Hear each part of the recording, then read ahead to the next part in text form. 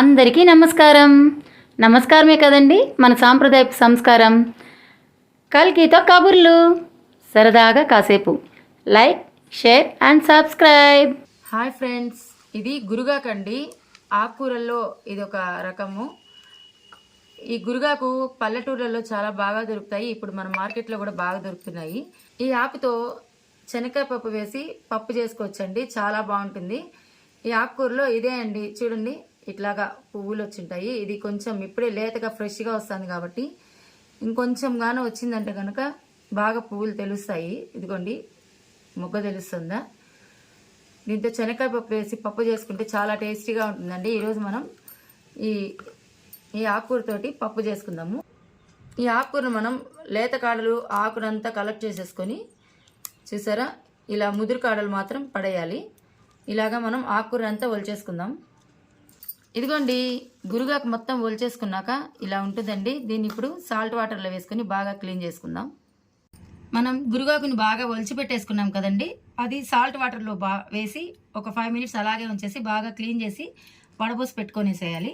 అలాగే పచ్చి శనగకాయలు ఉంటే ఒలుచుకోవాలండి, లేదా మనకు పచ్చి శనగకాయలు దొరకనప్పుడు వేరుశెనగ పప్పుల్ని ఇలా నైటే నీళ్ళల్లో నానబెట్టేసుకొని 2 సార్లు కడిగేసి కుక్కర్లో వేసేసుకోవాలండి.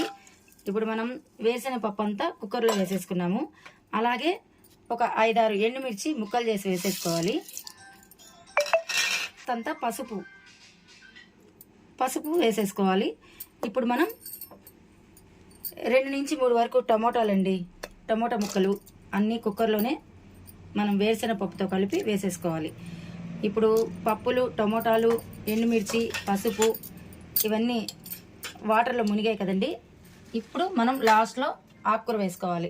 మనం ముందే ఉంచి పెట్టుకున్న గురుగాకు వేసుకోవాలి. ఆకుకూర కోసం సపరేట్గా వాటర్ అవసరం లేదు. ఇప్పుడు మనం కుక్కర్ మూత పెట్టేసి 3 విజిల్స్ రప్పిస్తాం.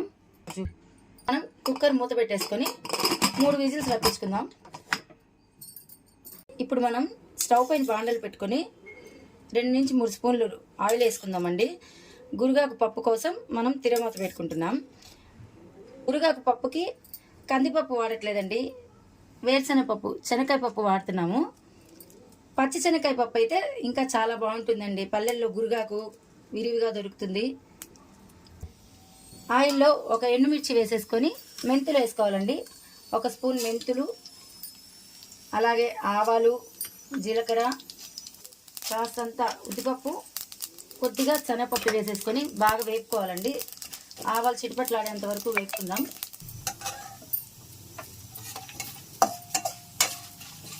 శనగకాయ పప్పు వేసుకున్నాం కదండి. పచ్చి శనగకాయ పప్పు దొరికితే వేసుకోవచ్చు. ఒకవేళ పచ్చి శనగకాయలు దొరకలేదు మనకి అనుకున్నప్పుడు మామూలుగా మనం వేరుశెనగ పప్పు శనగకాయ పప్పు ఉంటుంది కదా, దాన్ని నైటే నానబెట్టుకునేస్తే ఫ్రెష్గా బాగా నాని తయారవుతాయండి. ఇప్పుడు ఆవాలు చిట్పట్లు అన్నాక కరివేపాకు వేసుకొని వేస్తాము. వెంటనే వెల్లుల్లి తరగండి. ఇది మనకి ఆప్షనల్, ఇష్టం ఉంటే వేసుకోవచ్చు, లేకపోతే లేదు. వెల్లుల్లిపాయలు సన్నగా తరుక్కొనేసి అలాగే ఉల్లిపాయలు వేసేసుకొని బాగా వేసుకుందాము. ఈ తిరమాత ఆకుకూర పప్పులోకి ఏ ఆకుకూర పప్పు చేసినా నేను ఈ తిరమాతే వాడతానండి, చాలా బాగుంటుంది. కొంతమంది ఉల్లి వెల్లుల్లి వాడరు కదా, వాళ్ళైతే ఉల్లి వెల్లుల్లి లేకుండా కూడా మెంతులు, ఆవాలు, జీలకర్ర, కరివేపాకు, తిరమాత పెట్టుకొని ఆకుకూర పప్పులో కలుపుకోవచ్చు. 1 నిమిషం బాగా వేగనిద్దాం. 1 నిమిషం మూత పెట్టేస్తాం.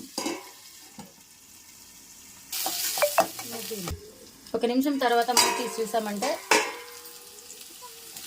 ఉల్లిపాయలు, వెల్లుల్లి అన్నీ వేగిపోయి ఉంటాయండి. అంతే అండి, బాగా వేగనాల్సిన అవసరం లేదు. ఈ స్టేజ్లో మనం స్టవ్ ఆఫ్ చేసి ఆయిల్లో కొద్దిగా ఇంగు పొడి వేసుకుందాము. ఇంగు వేసుకొని కలుపుకుందాము. పసుపు ఆల్రెడీ మనం పప్పులోనే వేసేసామండి. చూసారా, ఇప్పుడు మనం పోపు పెట్టుకునే లోపల కుక్కర్ కూడా విజిల్స్ వచ్చిందండి. 3 విజిల్స్ వచ్చాక ఆఫ్ చేసేసుకుందాము. స్టవ్ ఆఫ్ చేసేసిన తర్వాత ఆ వేడి నూనెలో ఇంగు వేసేసి కలిపేసుకున్నాం కదండి. ఈలోపు మనకి కుక్కర్ విజిల్స్ కూడా వచ్చేసింది.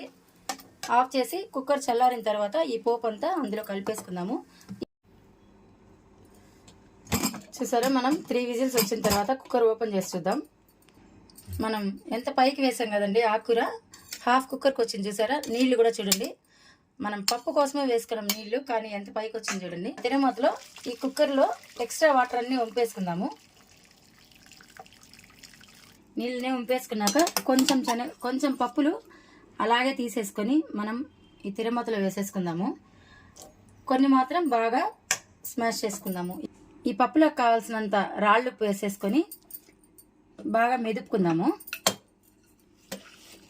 కవ్వంతో బాగా మెదుపుకోవాలండి. ఆకు తొందరగా మెదిగిపోతుందండి, చాలా బాగుంటుంది టేస్ట్. ఇప్పుడు పల్లీలు కూడా, ఇప్పుడు శనగపప్పు కూడా బాగా మెత్తగా కాకుండా ఊరికే పలుకుగా ఇలా నలుపుకుందాం. చూసారా, ఇలా మెదుపుకొని వేసిన తర్వాత బాగా స్మాష్ అవ్వకుండా ఊరికే చెక్క ముక్కగా మెదుపుకున్న తర్వాత ముందే మనం చింతపండు రసం సిద్ధం చేసుకున్నామండి. ఒక చిన్న కప్పు చింతపండు రసం వేసేసుకుందాము.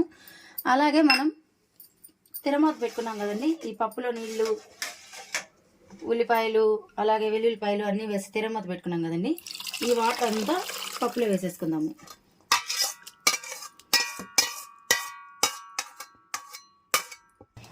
ఇప్పుడు ఆకుకూరలో తిరమాత వేసేసాం కదండి, ఇప్పుడు ఒక్కసారి ఉప్పు, పసుపు, ఇంగువ అన్నీ కలిపేసుకున్నాము. చింతపండు రసము అన్నీ కలిపేసుకున్న తర్వాత ఇలాగా ఉంటుందండి పప్పు.